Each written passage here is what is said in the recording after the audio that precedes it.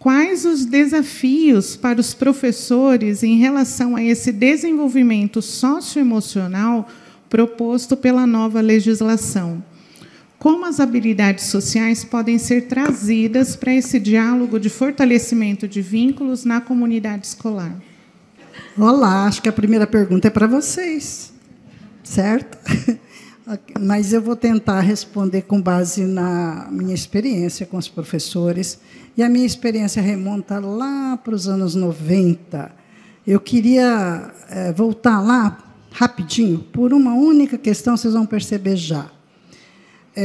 Eu sempre trabalhei com ensino-aprendizagem, educação escolar, formação de professores. A minha preocupação era como que a escola poderia fomentar, de uma maneira mais efetiva, essa formação sociopolítica, ético-moral, associada à aprendizagem acadêmica. Eu acabei entrando num processo de acompanhar a jornada de professores. Eu passava o dia na escola, era lá em Taboão da Serra. Por quê? Porque eu queria ver o cotidiano de duas professoras, como é que elas lidavam com essas questões. Professoras que tivessem uma ideia de que a educação é emancipadora, que ela deve construir cidadãos críticos, ser baseada no diálogo, na humanização, numa relação humana. Como é que elas fariam isso? E aí o processo todo foi muito lindo, porque a gente pegava... Eu assistia às aulas do professor e depois a gente conversava sobre a aula. O que você pensou aqui? O que você acha que poderia mudar dessa aula? Você tem essa preocupação. Será que daria para mexer alguma coisa aqui? Ou o conteúdo, o material que você usou, ou o objetivo que você usou, a forma de avaliação, para trazer mais para essa formação sociopolítica que você defende? Como é que... E a gente, às vezes, eu levava material para ela. Eu me lembro que algumas histórias infantis, na época, muito contundentes para mim, né? Uma boa cantoria, por exemplo, da Ana Maria Machado, que mostrava o poder do grupo mudando as coisas. Por que você não usa essa história, então, no lugar dessa daqui, que é quase a vovó viu a uva? Você vai ensinar português também, você vai ensinar outras coisas, mas com outro material. E aí a gente ia num processo que eu chamei de problematização da prática na minha tese. E eu trabalhei com duas categorias importantes. Uma era a intencionalidade e outra era o compromisso. Eu percebia no discurso dos professores que eles poderiam, independente das amarras burocráticas, levar o processo de aprendizagem para a direção que eles quisessem. Isso seria a intencionalidade. Que objetivos ele tem? Ele tem esses objetivos? Se ele tem, vamos lá. Agora que condições de ensino podem ser reestruturadas para atingir esses objetivos? Aí já entraria o compromisso. Mas eu não posso, porque a escola nem biblioteca tem. Tá. O que a gente pode fazer para superar isso? E aí, assim, o quanto ele vai além das condições restritivas e busca novas condições porque ele está orientado pelo seu objetivo. Eu não sei que condição vai ser essa, cada hora é uma, mas ele que iria determinar. E, na minha tese de doutorado, lá nos anos 90, eu percebi o quanto o professor é um agente dessa articulação, dessa formação que vai além do ler, escrever, calcular. O quanto era importante investir no professor. E isso passou a ser a minha história de vida. Tá? Eu contei esse pedaço para mostrar isso para vocês. Aí, paralelamente, eu fui trabalhando com um campo teórico-prático que se chama habilidades sociais.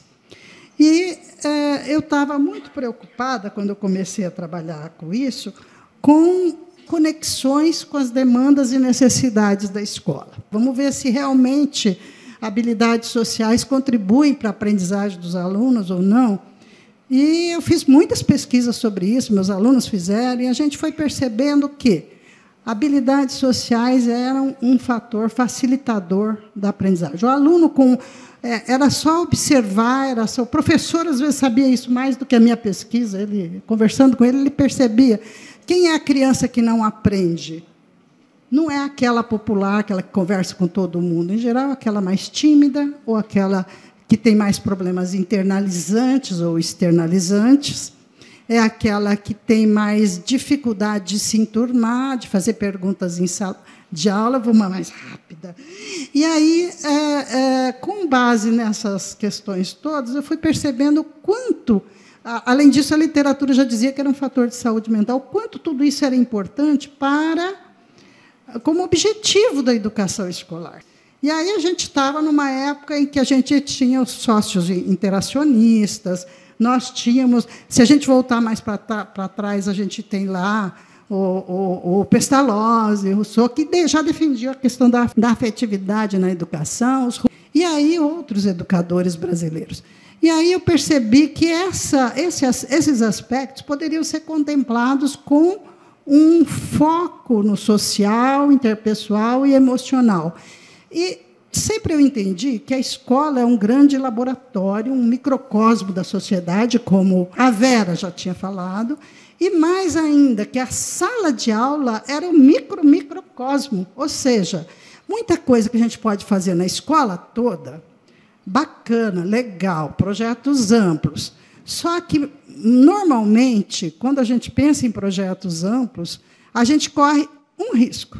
Aqueles alunos com problemas internalizantes, com dificuldades de relacionamento, com menores habilidades de comunicação, ficam de lado. Quem assume, quem comanda, quem acaba sendo a estrela desses projetos, não são esses alunos.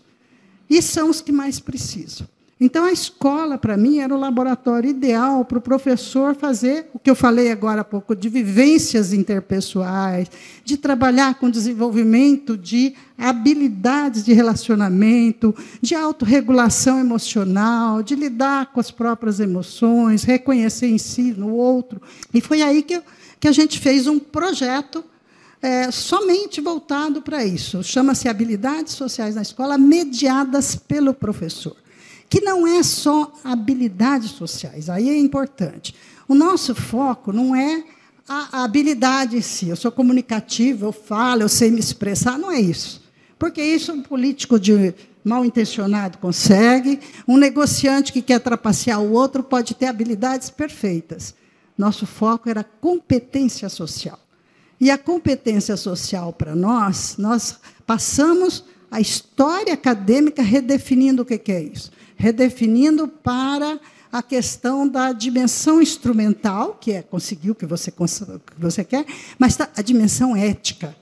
E a dimensão ética implica em considerar valores de convivência, valores ético-morais. Eu só posso dizer que uma pessoa é socialmente competente se ela consegue o que ela quer, ao mesmo tempo que ela respeita a posição do outro, que ela tenta criar uma relação de ganha-ganha, uma relação que não é só ela ganha, o outro perde, uma relação que respeita os direitos humanos do outro, que maximiza esses direitos. Então, isso tinha um impacto muito grande, inclusive, sobre questões de racismo, de discriminação, de bullying, de uma série de outros aspectos que precisavam ser inseridos. Aí a BNCC colocou lá aquelas competências. Mas eu não estou me vendo aí, né? Então, aproveitei essas algumas coisas que tinha e completei com o que a gente achou importante. O resultado está nesse livro aqui. Ó. Foi um programa que a gente fez com professores, um programa online, porque a pandemia pegou a gente. Então, a gente teve que transformar tudo online, materiais multimídia, vídeos, criamos vídeos para criar uma comunidade de aprendizagem entre os professores para estudar e desenvolver essas habilidades para os alunos. Então, vocês podiam perguntar, mas que habilidades são essas, Zilda? Autorregulação emocional, expressividade emocional, cidadania e assertividade, empatia e solidariedade, solução de problemas interpessoais, no caso das crianças, fazer amizade, porque é uma questão de saúde mental ter amigos. No caso de criança, habilidades sociais acadêmicas. Nós definimos tudo isso neste livro. A gente já tinha esse livro, Habilidades Sociais na Infância. onde a gente defendia. E os professores, que desafios foram esses com os professores? Primeiro, quando chegou a BNCC, os professores ficaram bem perdidos. Vocês ficaram? Com todas aquelas exigências de competências socioemocionais, como é que eu faço isso? Qual foi o desafio neste caso? Neste caso, a gente já vinha trabalhando com os professores com habilidades sociais. Vocês viram aquele trabalho vivencial que eu falei lá de 2011? Logo que a gente chegou em São Carlos, em 95, a gente também fazia grupos de trabalho com os professores. E tudo isso confluiu nesse trabalho, que são habilidades sociais. Ela perguntou aqui. São aqueles comportamentos que são aprovados socialmente, que são valorizados socialmente, e que, na nossa definição, contribuem para a competência social. Mas nós não podemos pensar só nas habilidades sociais. Elas não são suficientes para caracterizar. A gente precisa, para ser socialmente competente, além dos valores de convivência que eu falei, a gente precisa também ter um bom conhecimento do ambiente social, das regras, as regras que são adequadas e as que não são. Uma sociedade injusta tem muitas regras que a gente precisa combater, isso é assertividade. Então, tudo isso ligado a esse processo de desenvolvimento socioemocional e de competência social. Então, foi por esse caminho. E havia desafios? Havia. Mas o processo que a gente desenvolveu foi um processo de aprendizagem online.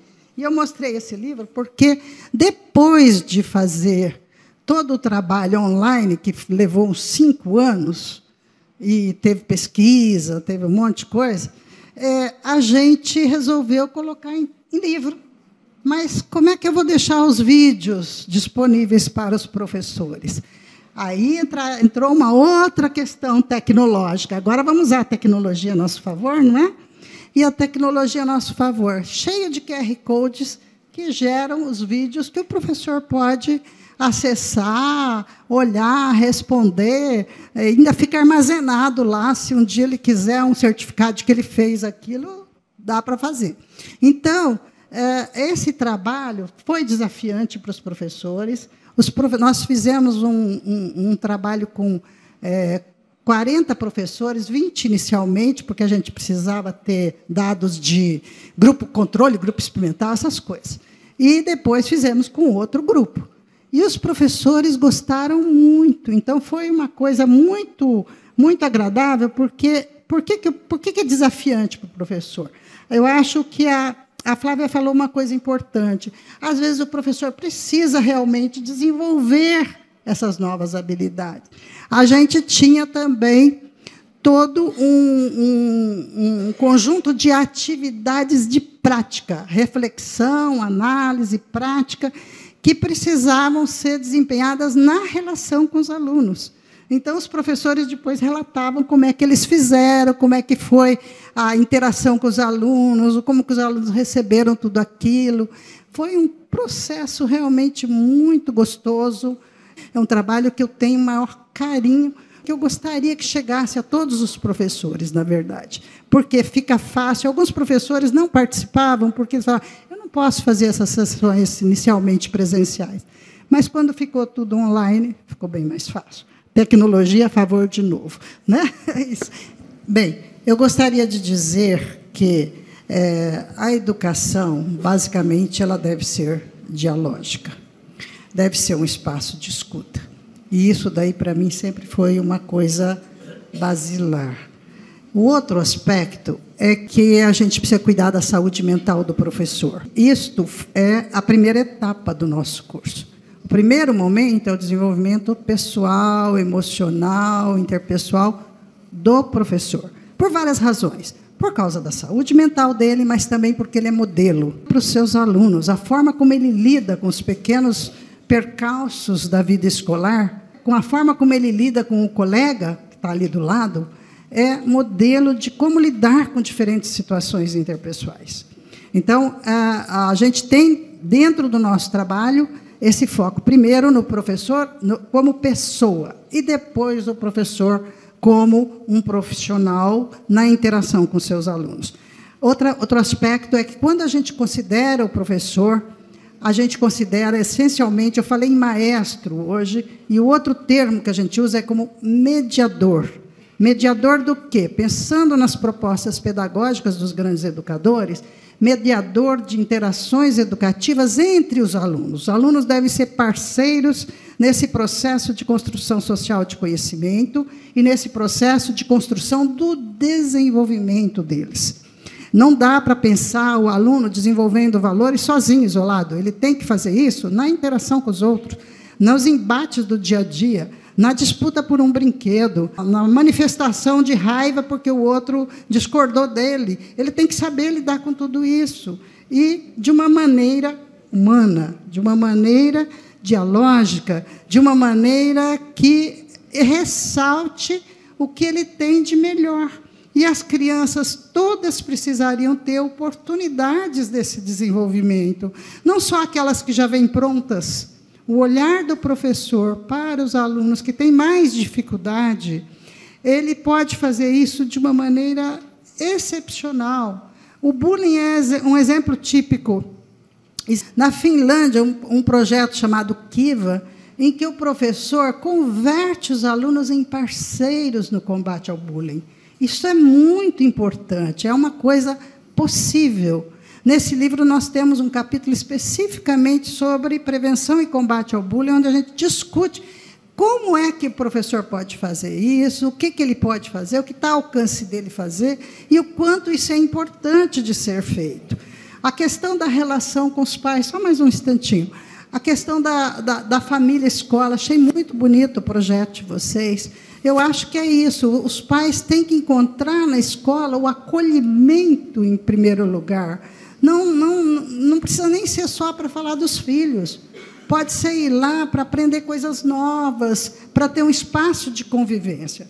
E as escolas precisam ter espaços de convivência adequados. Por isso que antes eu falei sobre as condições de financiamento da educação. Quantas escolas não têm equipamentos, não têm os materiais necessários, não têm, às vezes, nem cadeira, nem carteira. E como é que você vai criar espaços de convivência nessa condição? Tá? Então, é isso. Obrigada. Obrigada, Zilda.